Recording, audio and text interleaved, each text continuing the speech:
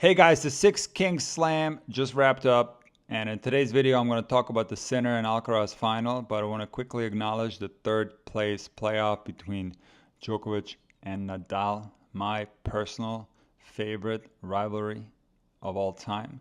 And it was so nice to see both Novak and Rafa acknowledge this after the match. Rafa said that it was Novak who pushed him over the limit, and both of these players became the players that they are today through this rivalry. They made each other better. Now, many years ago, I remember Ivan Lendl winning a diamond racket at the tournament in Antwerp for winning it either 3 times in a row or 3 times. And this racket was really cool looking and it was very expensive, and I never forgot that.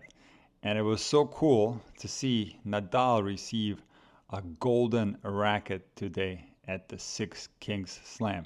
And I thought this would be a perfect opportunity for Jonas from the Tennis Nerd YouTube channel to give us the specs on the golden racket. What's the string pattern? The strings were made out of gold. And most importantly, what's the static weight? That way we can do some calculations and figure out how much this thing is worth. But now let's shift our focus to the two best players in the world, Sinner and Alcaraz. And one thing that is so incredible is how these guys are turning defense into offense. It's almost as if you can't call it defense what they're doing. I recently made a video on how to hit forehands on the run, and there's one specific forehand on the run, the lateral running forehand, that is quite interesting. See, even players that have a weak forehand will sometimes hit better forehands when they're pushed laterally to the side. Because when you're moving backwards on the forehand or forwards, it's more difficult to time the ball. But when you're moving laterally, the timing is not as tricky. And because you are moving and hitting, the stroke automatically becomes more dynamic. So I've seen this on many players throughout the years.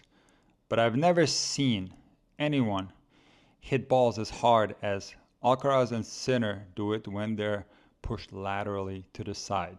Today, Alcaraz hit a forehand, 176. Only a couple of games later, Jannik Sinner hit a forehand that looked very similar in speed. They didn't put on TV how fast it was, but these guys are able to hit with so much power from defensive positions that you almost can't call them defensive positions. So in other words, the offense from the opponent has to be so incredibly good, you're almost forced to go towards the lines, because if you don't, these guys are lethal on the run. And that could possibly explain why the unforced error count in the recent Djokovic-Sinner matches was higher than normal.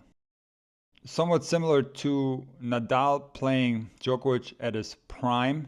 Nadal said many times that in order to beat Djokovic, he's got to play closer to the lines. If he doesn't, Djokovic is going to overwhelm him in the rallies, and Nadal's going to have very little chances to win the match. So what happens when you have two guys, both Sinner and Alcaraz, who are so lethal from defensive positions? Well, you get a match that's quite spectacular. And this could possibly turn out to be one of the best rivalries that we ever had in a game of tennis. Now, the head-to-head between Alcaraz and Sinner in 2024 is very interesting. Alcaraz won in Indian Wells, then he won at the French, and then he beat him in Beijing. However, Sinner, despite Alcaraz winning 2 Grand Slams, has had a more consistent season. And even though the Six Kings Slam is an unofficial tournament, I do think that this was a very important match for Sinner to win. It's a much different scenario now for Sinner going into Paris and the World Tour Finals, having got this one, and possibly facing Alcaraz in the finals of those tournaments,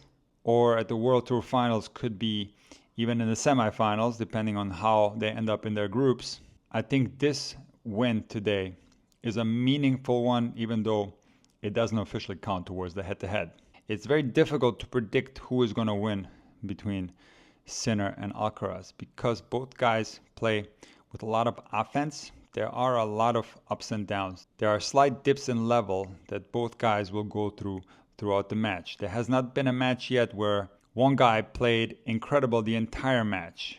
A lot of these matches that these guys have played have been thrillers. And I do believe that even though the level is spectacular and people are in awe, we have not seen the best level yet.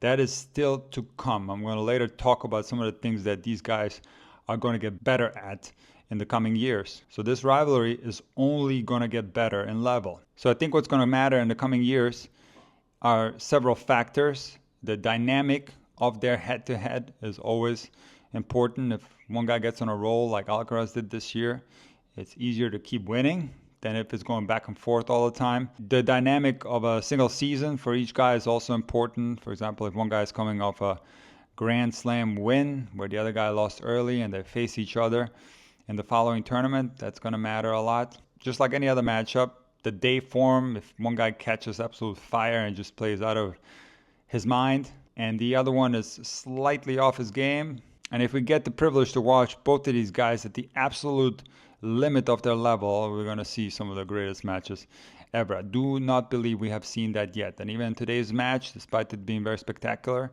I don't think that both guys played at the absolute max level. Another reason why this particular matchup is so unpredictable, because both of these guys are so evenly matched. So from the baseline, I wouldn't give an advantage on the forehand or backhand to either guy. I do think there are some important differences though. So while both guys hit the forehand very heavy, I do think that Alcaraz has the ability to hit with different heights, whereas Sinner tends to hit at the same height, even though his forehand is heavy. Now, as far as the backhand is concerned, Sinner hits with more topspin than Alcaraz. Alcaraz hits the backhand more flat.